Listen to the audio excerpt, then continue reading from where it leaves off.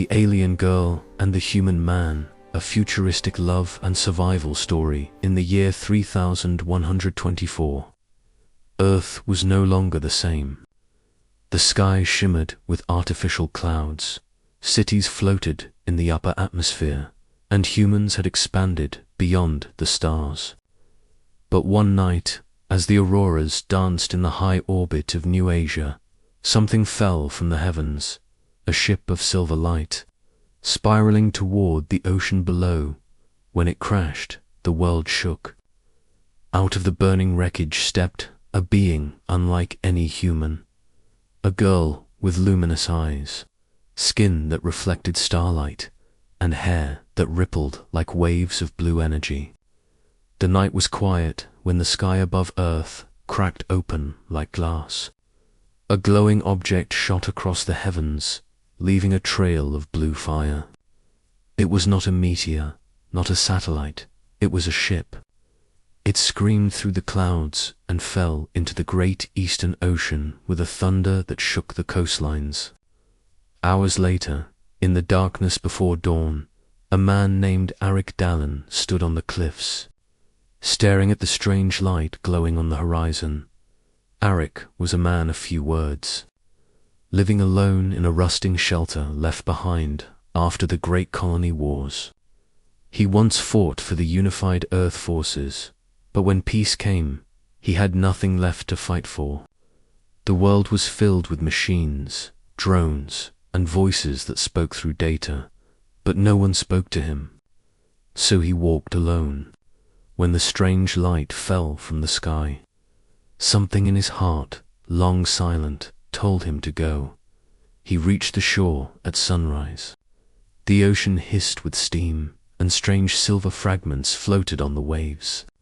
In the middle of it all, he saw her, a girl, lying on the sand, her body half covered in glowing patterns like constellations.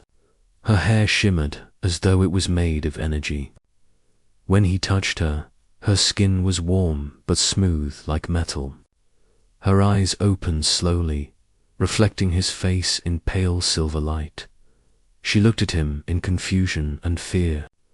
Her voice trembled, but it was clear. "Where am I?" she asked. "You're on Earth," Arik said quietly. "You fell from the sky." Her eyes widened. Earth, still alive. He carried her back to his shelter. Her body was light, but she felt fragile, like a being made of energy more than flesh. As the day went on, she spoke more. Her name was Raylia, and she was from a world called Elindra, a planet once bright with life, now turned to ash. Her people were creators of great technologies, machines that could bend time, heal wounds, and create stars in miniature. But they went too far. They built an artificial sun to power their world, and it consumed them instead. She was one of the last survivors, sent out to seek refuge among the stars. Her ship had failed, and now she was stranded on Earth. Arik listened silently. The world had forgotten stories like hers. Humanity once dreamed of meeting beings from the stars, but now, after centuries of war, they only cared for survival. Still, when he looked at Raylia, he felt something he hadn't felt in years. Hope. For days, she stayed with him. He helped her repair parts of her ship that had washed ashore. In return, she healed the cuts on his hands with a touch of blue light. They spoke long into the nights, about her world and his, about the loneliness that existed even in civilizations filled with machines. She told him that her kind could sense emotions like light, and that his heart glowed differently. She said he had sadness and courage woven together like twin stars. One evening, as they sat by the flickering campfire, the sky shimmered again, this time not with stars, but with dark shapes moving fast. Arik saw them first. Human drones, black and cold, scanning the area. The government had detected the crash. They were coming to claim the alien technology and destroy whatever they couldn't control. Raylia looked at him, fear in her glowing eyes. They will take me. They will use my ship to make war again. You must not let them find me. Arik clenched his fists. Then we'll hide you. They packed what they could and moved into the old tunnels beneath the cliffs, relics from the energy wars. Down there, she used her remaining power to light the darkness with soft blue radiance. They stayed hidden for days as drones searched above. Arik knew the soldiers would come eventually. He also knew what they would do to her if they found her. She wasn't human, and that made her dangerous. While hiding, Raylia told him of the Elindrian crystal, a small glowing stone she carried inside a silver pendant. It was the heart of her ship and her last link to her people. Inside it was stored a map of her world, her memories, and the last living code of Elindrian consciousness. She said that if the crystal was destroyed, her existence would fade too. You saved me once, she whispered one night. But you cannot save both me and my world. Arik shook his head. Then I'll try to save you first. The next morning, soldiers came. The ground trembled with their boots, and the tunnels shook with the echo of machinery. Arik led Raylia deeper underground. She wanted to face them, to surrender the crystal to avoid bloodshed, but he refused. You're not a weapon, he said. You're someone worth saving. In the final chamber of the tunnels, Raylia placed her hand on a wall of stone, and it dissolved into glowing particles. Behind it was a hidden chamber filled with Elindrian technology, the remains of her ship's core. She turned to him and smiled sadly. If I merge my energy with this machine, I can send myself far away, maybe to another star. But it will destroy the ship, and you'll never see me again.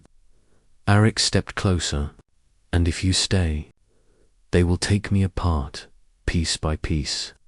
For a long moment, neither spoke. The rumble of engines grew louder. Then Arik took her hand, feeling the faint pulse of light under her skin. If you have to leave, remember that someone on this world believed you were more than an alien. You were alive. You mattered. Tears, or something like them, shimmered in her eyes. Humans are strange, she said softly. You destroy what you love, yet you save what you fear.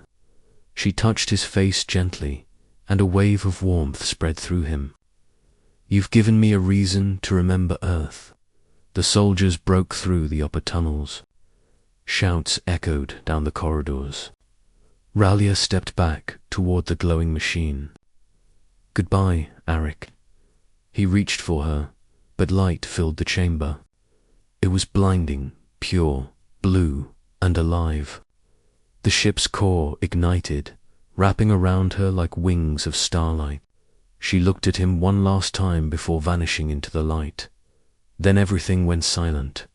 When Arik awoke, the tunnels were cold and empty. The machines were gone, no sign of Raylia, no sign of the soldiers. Only the silver pendant remained, lying where she had stood. Inside it, the crystal glowed faintly, as if still alive. He took it and walked out to the dawn.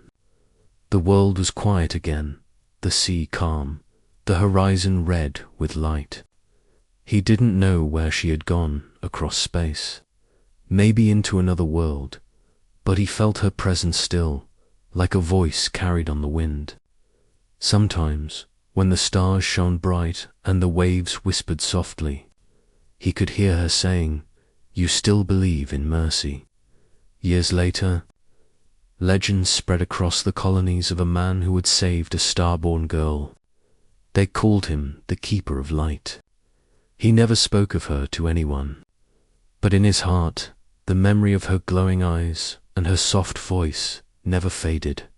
And somewhere beyond the galaxies, in the deep silence of the stars, a being of light drifted between worlds, holding onto one memory of a lonely human who had taught her what it meant to be saved.